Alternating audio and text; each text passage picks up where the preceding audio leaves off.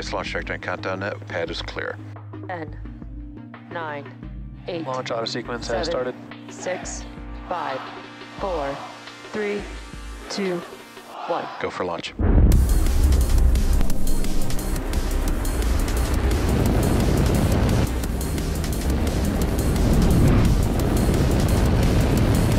Vehicle is supersonic. Stage separation confirmed. Dragon, separation confirmed.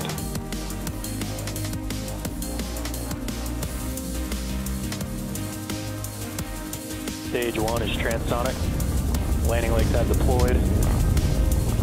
And Falcon 9 has landed.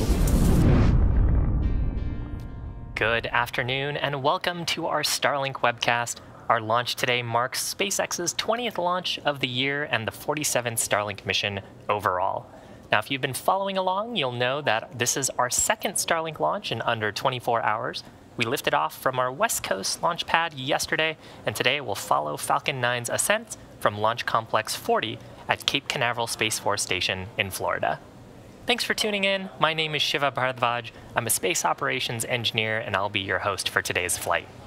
Now, for those of you that are new to our webcast, Starlink is a satellite internet constellation designed and manufactured by SpaceX. It provides high-speed, low-latency internet to people living in remote and rural locations around the globe.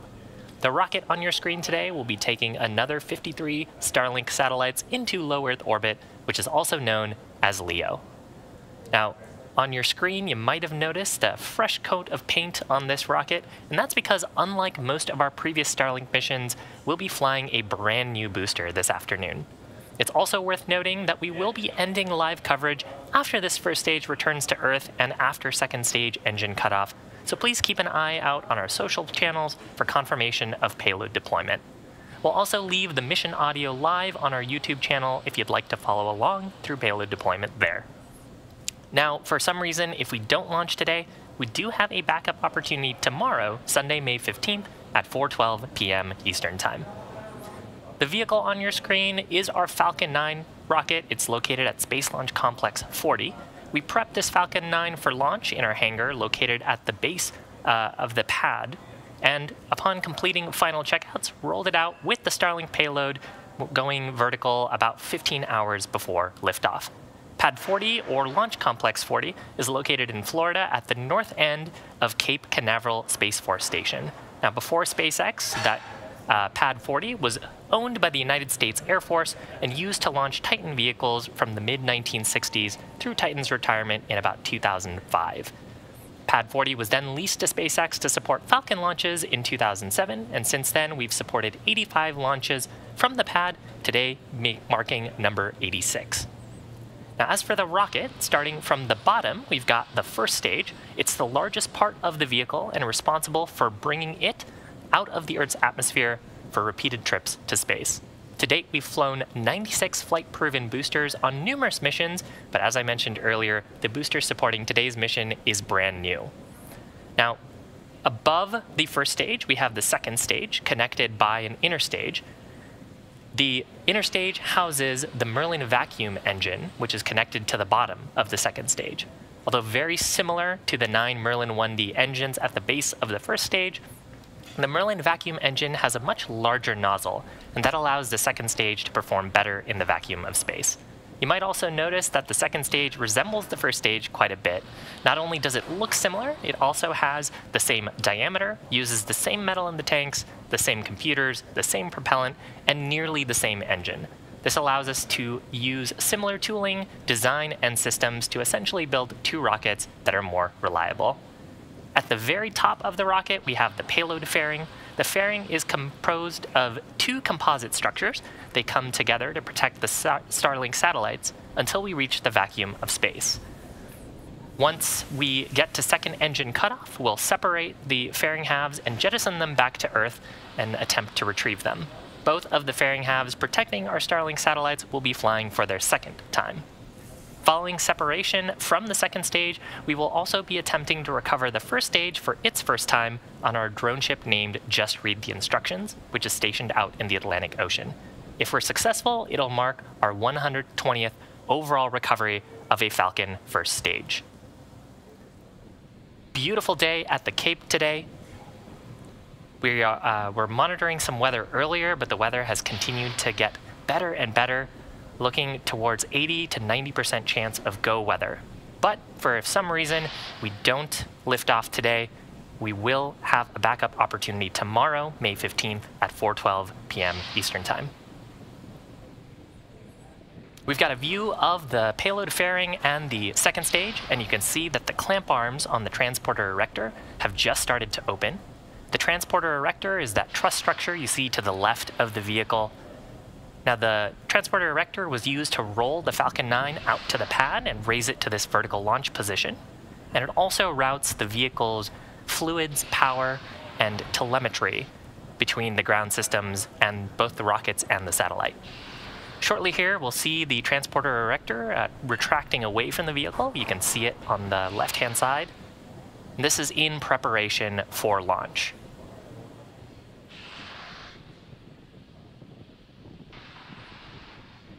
Now, as I mentioned before, this is our second Starlink launch in less than 24 hours. So this weekend, we'll put up just over 100 Starlink satellites to support our growing network. We launch our Starlink satellites into low Earth orbit, both because it's the most responsible thing to do for keeping space clean, but also because it results in better service. We use super advanced satellites in a low Earth orbit, and because of that, Starlink can support video calls, online gaming, streaming, and other high data rate activities that historically haven't been possible with satellite internet. team is also rapidly expanding areas where we can offer service, as you can see on our new availability map. And one of the biggest hurdles to providing service in many countries is regulatory approval. So we're continuing to push hard for that, and our hope is that we can turn on service for a lot more people in the near future. If you'd like to check out our current service areas for yourself, head on over to our website at starlink.com/map. Now, you just heard a call out for LOX loading complete on the first stage. We used 2 propellants on Falcon 9, liquid oxygen and RP1, rocket propellant 1. Coming up next, we'll hear a similar call out for the second stage on the vehicle for LOX loading complete. That expected around T+2 minutes. Following that, the transporter erector, which I talked about earlier, which routes those fuel and oxidizer to the vehicle, will conduct some venting as we clear out the lines in preparation for launch.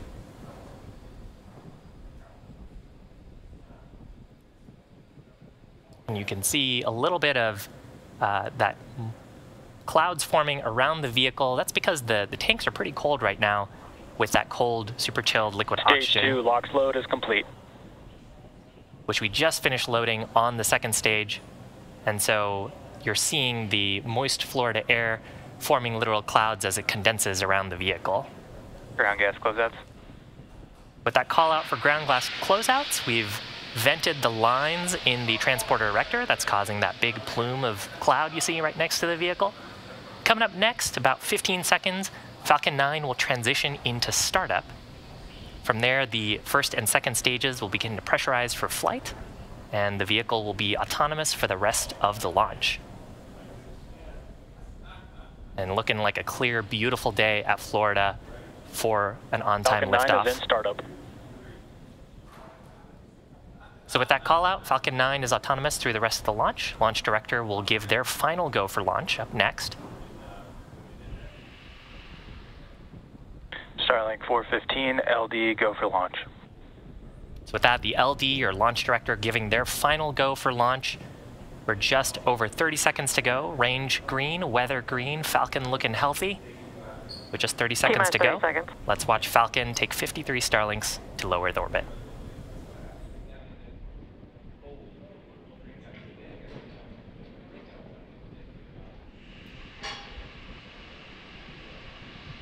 T-minus 15 seconds. 10, 9, 8, 7, 6, 5, 4, 3, 2, 1, 0. Ignition.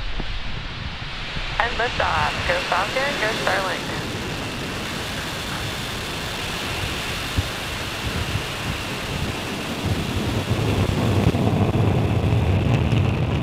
Falcon is fishing downrange. M1D chamber pressures are nominal.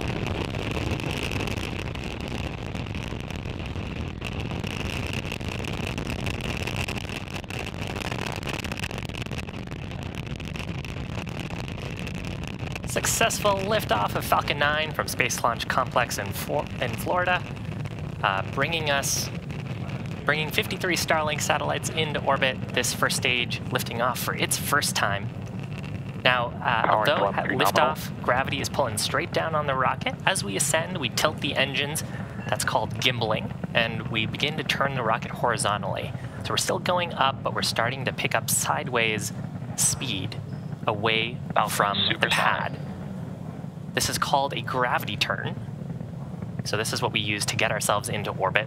Coming up next, we'll expect a call out for maximum dynamic pressure, or max Q.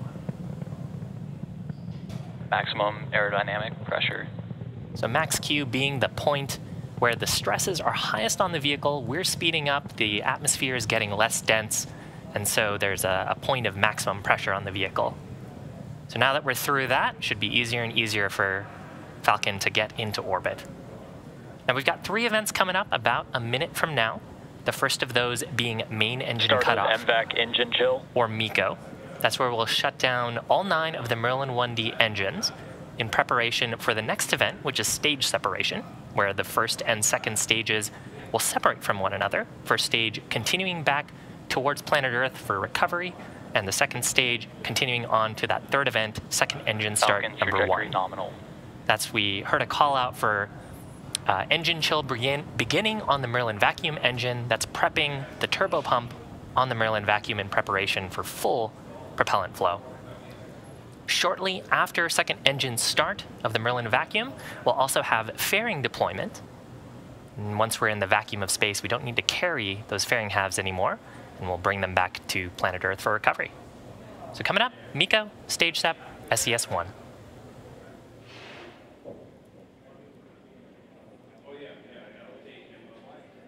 Main engine cut off. Stage separation confirmed. MVAC ignition.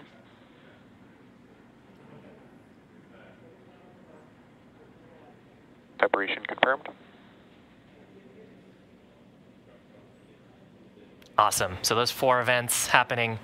Maybe we'll get an extra shot of those fairing halves heading back to planet Earth. You can see on the right-hand side of your screen, well, there's the Merlin vacuum and a fairing half. Left-hand side, you can see the first stage is deploying its grid fins with an amazing view of our planet behind it. And we also saw a view earlier of those Starlink satellites getting to see the vacuum of space for the first time.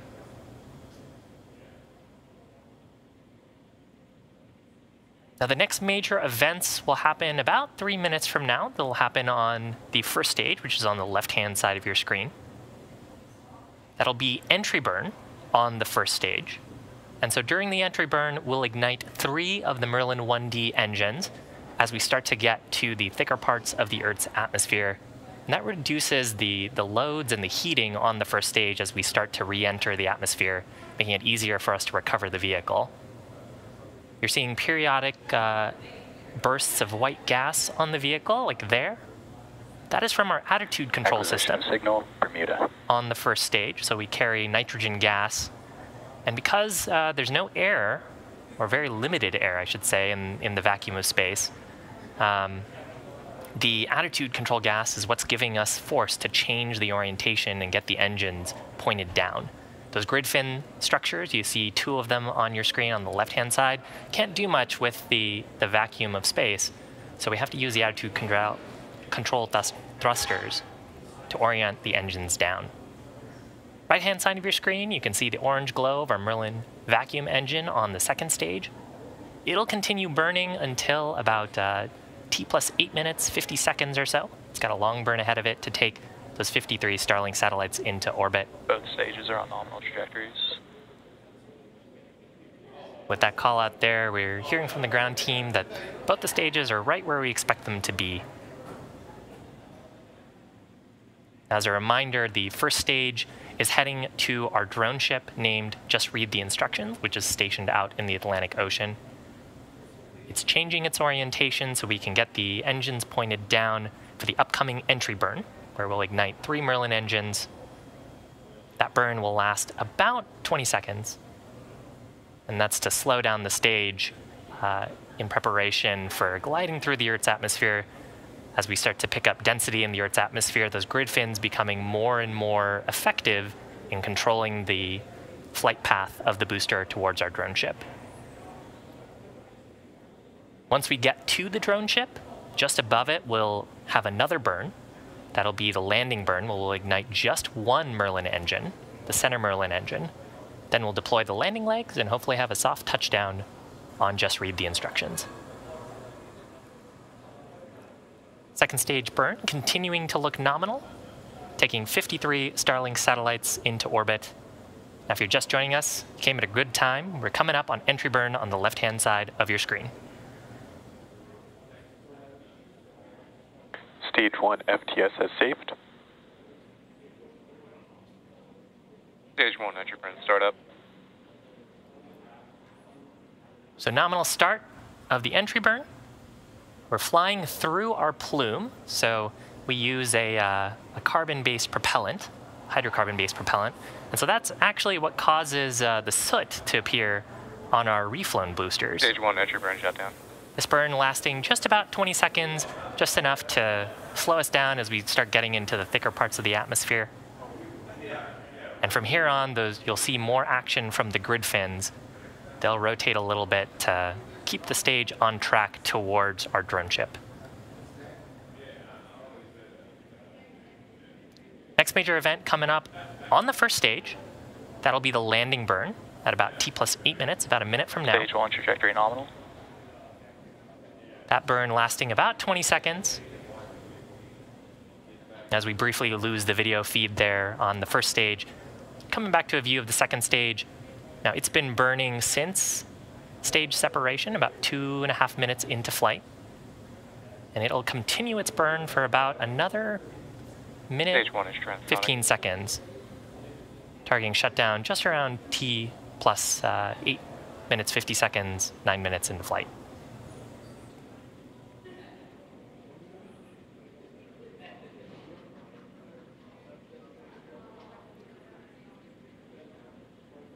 Here we go, exciting view from the first stage. We'll expect to see entry burn startup, or excuse me, landing burn startup here. Stage 1 landing burn. So there's ignition of the center Merlin engine. You can see the grid fins helping guide us towards the drone ship. And we'll expect to see the landing legs deploy just before we touch down. Stage 2 terminal guidance. You can see that our speed is rapidly coming down to 0. There's landing leg deploy. Oh, and a lovely touchdown. This booster's first landing, the 111th recovery of a Falcon 9 first stage booster for many more flights to come. Now coming up, second stage, coming to its its next activity, second engine cutoff number 1. And the ground teams will then assess the orbital trajectory and give us a call out if we're right where we intended to be. Second engine cutoff. So successful shutdown of the Merlin vacuum engine. Expected loss of signal tape. And a beautiful view of nominal parking orbit. With that call out for nominal parking orbit, that means the second stage is safely in orbit. Awesome shot of the first stage on your screen for its first landing. And with that, we're actually going to be ending our webcast for today's launch. As I mentioned previously, we will be confirming payload deployment over our social channels, so keep an eye out for that. That's expected around T+54 minutes into flight. We'll also leave the mission audio live on our YouTube channel if you'd like to follow along there through payload deploy. Big thanks to the Federal Aviation Administration for supporting our mission. Of course, thank you to our viewers and to all of our Starlink customers for using the service at this time. That's been a pretty busy set of few days here at SpaceX. We want to thank you for joining us this Saturday, and we hope you all have a fantastic weekend.